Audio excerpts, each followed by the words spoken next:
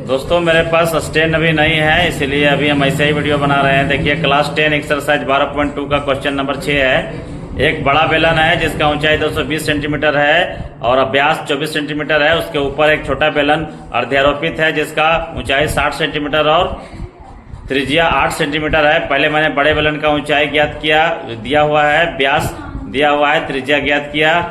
छोटे बेलन का ऊंचाई दिया हुआ है, छोटे बेलन का त्रिज्या दिया हुआ है। उसके बाद स्तंभ का कुल आयतन, क्योंकि ये जो स्तंभ बन रहा है उस स्तंभ का कुल आयतन ज्ञात करने के लिए बड़े बेलन का आयतन को छोटे बेलन के आयतन से जोड़ देंगे।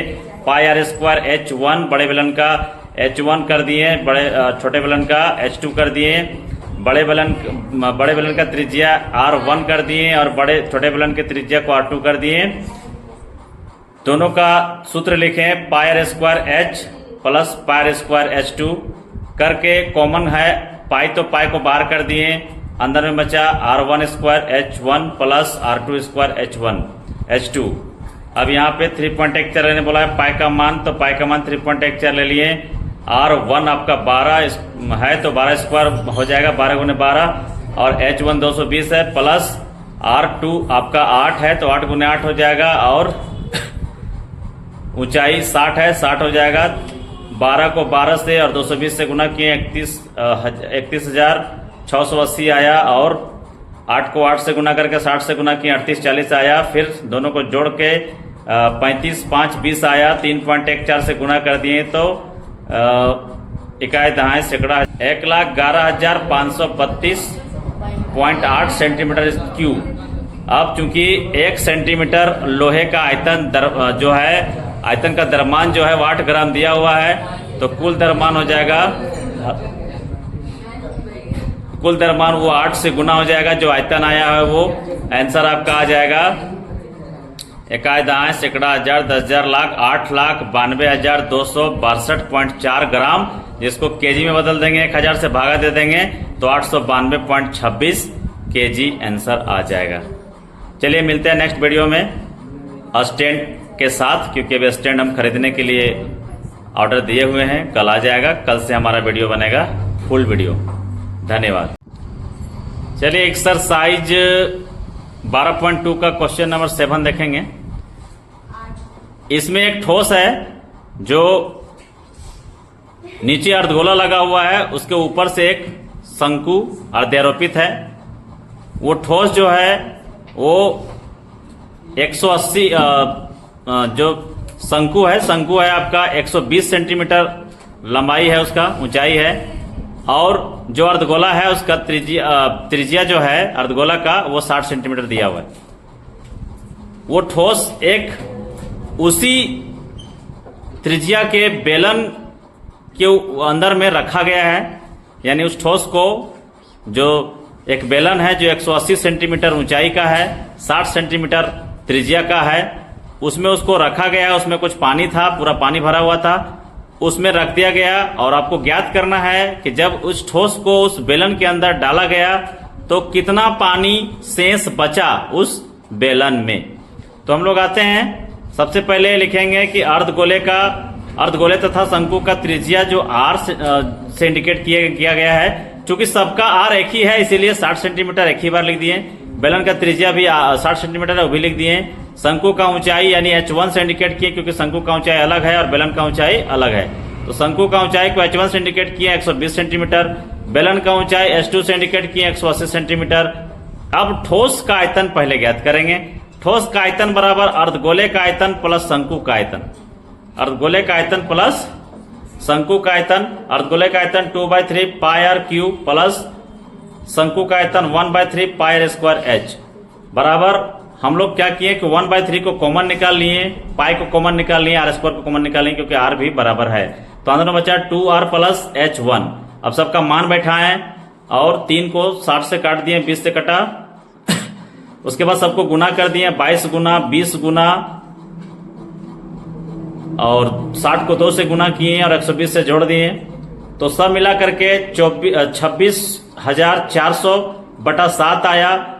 उसको फिर 240 से गुना कर दिए, इधर 60 दूनी 120 और 120 से जोड़ के 240 से गुना कर दिए, तो हो गया आपका 63,36,000/7 सेंटीमीटर क्यूब।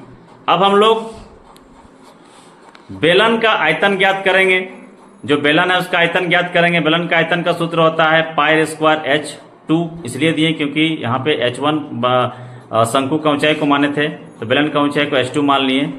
तो हो जाएगा 22/7 गुने R है 60 गुने 60 कर दिए, स्क्वायर है इसलिए H2 180 कर दिए।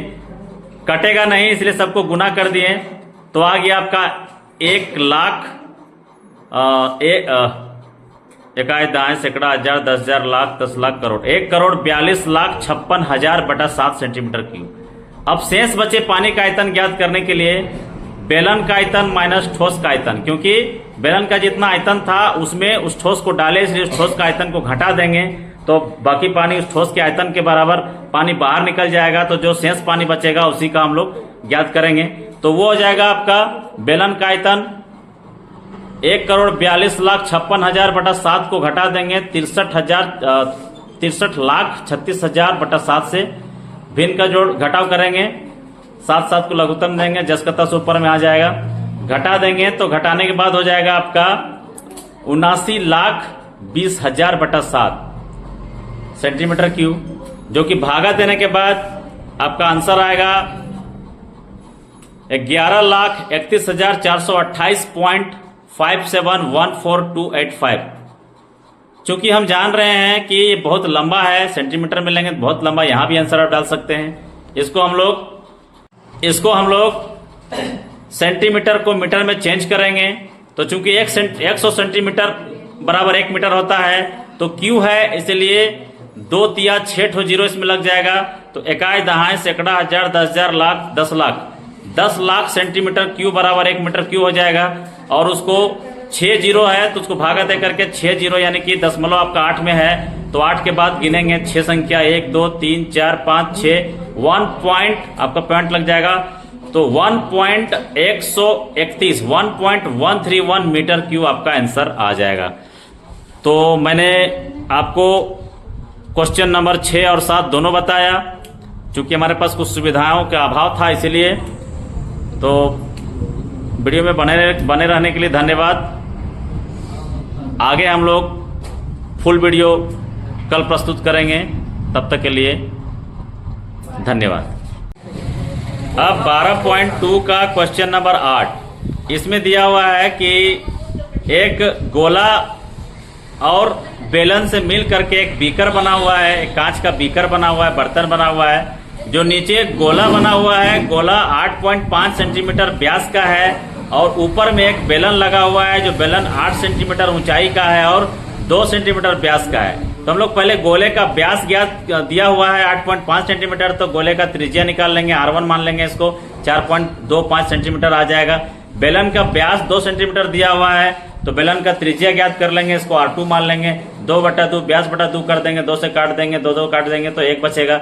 1 सेंटीमीटर आपका बेलन का त्रिज्या आ गया। अब बेलन का ऊंचाई जो है 8 सेंटीमीटर दिया हुआ है, सबको हम लोग ले करके और चलेंगे। कांच के बर्तन का आयतन ज्ञात करने के लिए आपको गोले का आयतन प्लस बेलन का आयतन ज्ञात करना होगा। सूत्र आपके सामने है 4/3 पाई R1 क्यूब, क्योंकि हम लोग R1 माने थे, ये गोले का त्रिज्या R1 माने थे। फिर बेलन का जो आयतन है वो पाई स्क्वायर H हो जाएगा। पाई को बाहर कर देंगे, चूंकि और भी कोई कॉमन है नहीं इसलिए केवल पाई बाहर होगा। 4/3 R1 cube plus R2 square H, यहाँ पर मान सेट करेंगे। आपका 4/3 गुने पाई का मान 3.1 बोल रहा है, और R जो है वो आपका 4.25 है। अब हम लोग आते हैं बेलन का आयतन में, तो बेलन का आयतन का जो R है वो 1 है, तो 1 गुने 1 इंटू 8 हो जाएगा ऊंचाई। अब हम लोग क्या करेंगे, सबको गुना करेंगे। 4 को 4.25 से 4.25 को जितना आएगा उसको फिर 4.25 से, फिर 4.25 से, तो 307.0625/3 आएगा, प्लस इधर 8 है। फिर हम लोग 307.0625 को 3 से भागा करेंगे तो 106.35 आएगा, प्लस 8 है, 8 से जोड़ देंगे तो 110.35 आएगा। उसको 3.14 से गुना करेंगे तो 346.499 centimetre approx, that means 346.5 centimetre cube हमारा उत्तर आएगा। चूंकि इस प्रश्न में पूछा गया था कि बच्चे का उत्तर 345 सेंटीमीटर क्यों आया हुआ था, जो कि गलत है। सही उत्तर आपके सामने है 346.5 सेंटीमीटर क्यूब। धन्यवाद।